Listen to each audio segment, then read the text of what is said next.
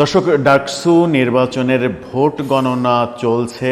কখন নাগাদ রেজাল্ট হবে সেটা নিশ্চিত করে বলা যাচ্ছে না, এবং এটা বলাই যেতে পারে যে মধ্যরাত পেরিয়ে যাবে, সেটা নিশ্চিত করেই বলা যায়।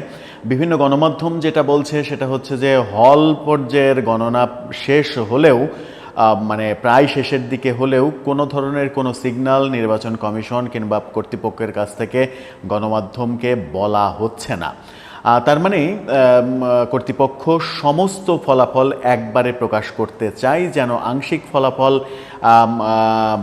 প্রকাশ হয়ে যাওয়ার ফলে কোনো বিশৃঙ্খল পরিবেশ তৈরি হওয়ার ফলে মানে হয়ে না যায়, পুরো নির্বাচন গণনার যে কর্মকাণ্ড সেটাই না ভণ্ডুল হয়ে যায়, ভেস্তে যায়।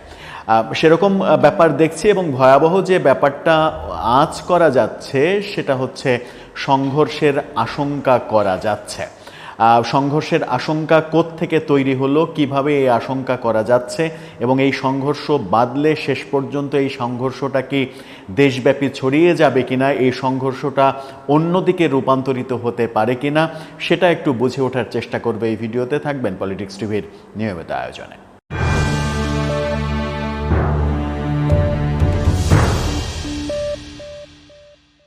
দর্শক, ডাকসু নির্বাচনের ভোট গণনা চলছে। সামাজিক যোগাযোগ মাধ্যমে দুটি ছবি খুব ঘুরছে।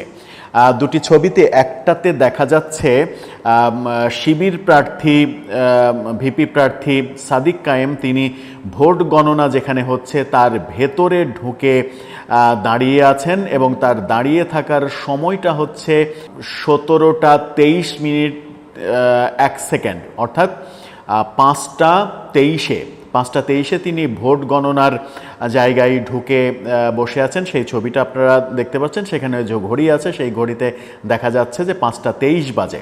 5টা 23-এ তিনি ভোট গণনার কেন্দ্রে ঢুকেছেন। কিন্তু আরেকটা ছবিও ভাইরাল হয়েছে সামাজিক যোগাযোগ মাধ্যমে, যেখানে দেখা যাচ্ছে যে ভোট গণনার কেন্দ্রের বাইরে ছাত্রদলের আহ্বায়ক ক্যান্ডিডেট আবিদ, তিনি দাঁড়িয়ে আছেন, তাকে ঢুকতে দেয়া হচ্ছে না।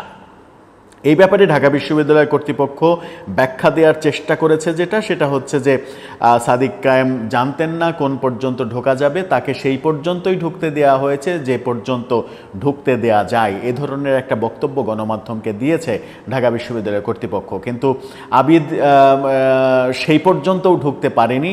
এটা নিয়ে একটা বিশৃঙ্খল পরিবেশ তৈরি হয়েছে।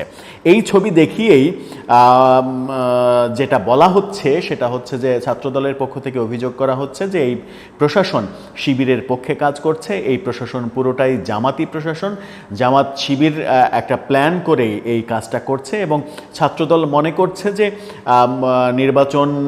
পুরো নির্বাচন ব্যবস্থাটাকে ম্যানিপুলেট করে ছাত্র শিবিরের প্যানেলকে বিজয়ী করা হবে।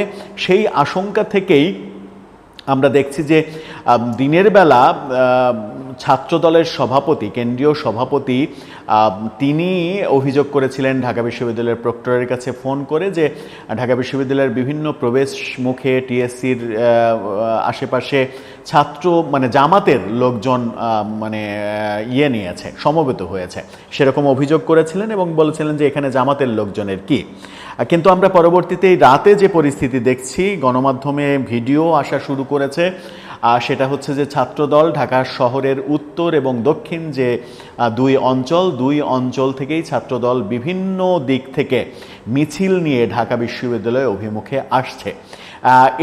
এর কারণ একটাই ব্যাখ্যা করা যেতে পারে, সেটা হচ্ছে যে ছাত্রদলের পক্ষ থেকে বলাও হচ্ছে ভোট গণনা শেষে রেজাল্ট না হওয়া পর্যন্ত কোনোভাবেই তারা ঢাকা বিশ্ববিদ্যালয় প্রশাসনের কাছে এই ব্যাপারটা নিরাপদ মনে করছে না। যদি রেজাল্ট ছাত্রদলের বিপক্ষে চলে যায়, ধরে নেওয়া যাক যে রেজাল্টে ছাত্র শিবিরের প্যানেল জিতে গেল, ভিপি, জিএস, এজিএস সবাই জিতে গেল, বেশিরভাগ প্যানেলেই ছাত্র শিবির জিতে গেল, তাহলে আজ রাতেই যে পরিস্থিতিটা সংঘর্ষের দিকে যাবে সেটা অনুমান করা যাচ্ছে।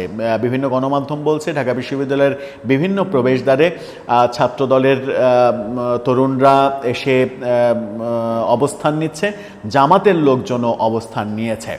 সুতরাং পরিস্থিতি যে কোনো মুহূর্তে ঘোলাটে হতে পারে। আর যদি এই ডাকসু নির্বাচন কেন্দ্র করে সংঘর্ষের পর্যায়ে যায়, তাহলে যেটা বিএনপির পক্ষ থেকে বলা হবে যে ডাকসু নির্বাচনে সরকারি প্রশাসন প্রমাণ করেছে যে এই সরকার এবং প্রশাসন জামাতের পক্ষে কাজ করছে এবং আগামী নির্বাচনেও একই ধারায় তারা জামাতের পক্ষে কাজ করবে এবং জামাতকে ক্ষমতায় আনার চেষ্টা করবে।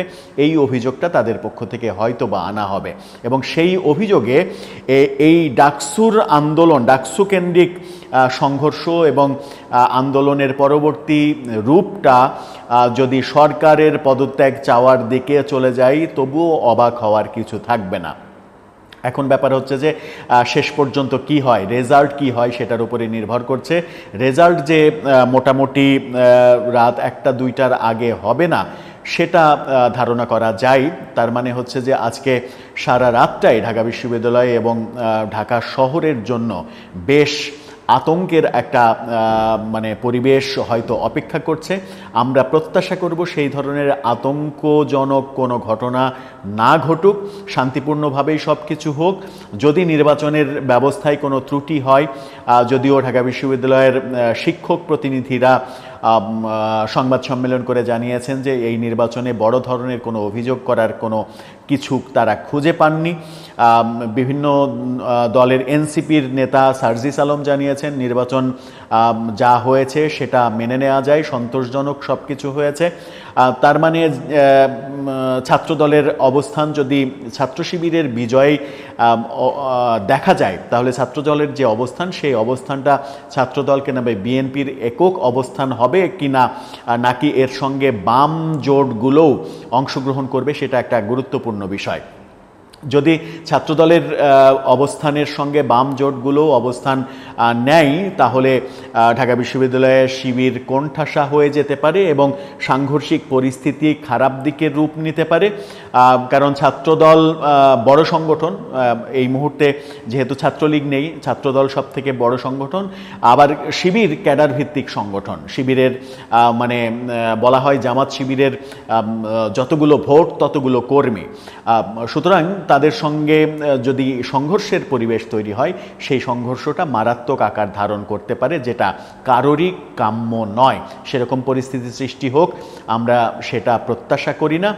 এখন সময়ের অপেক্ষা কি হয়, তবে অপেক্ষাটা খুব একটা সুখকর হচ্ছে না বলে মনে হচ্ছে। দর্শক, আপনার কি মনে হয় শেষ পর্যন্ত ঢাকা বিশ্ববিদ্যালয়ে প্রথমবারের মতো নির্বাচন করেই ছাত্র শিবিরকে বিজয়ী হয়ে চমক দেখানো কিংবা কোনো মেসেজ দেশব্যাপী দেওয়ার ব্যাপারে তারা সক্ষম হবে?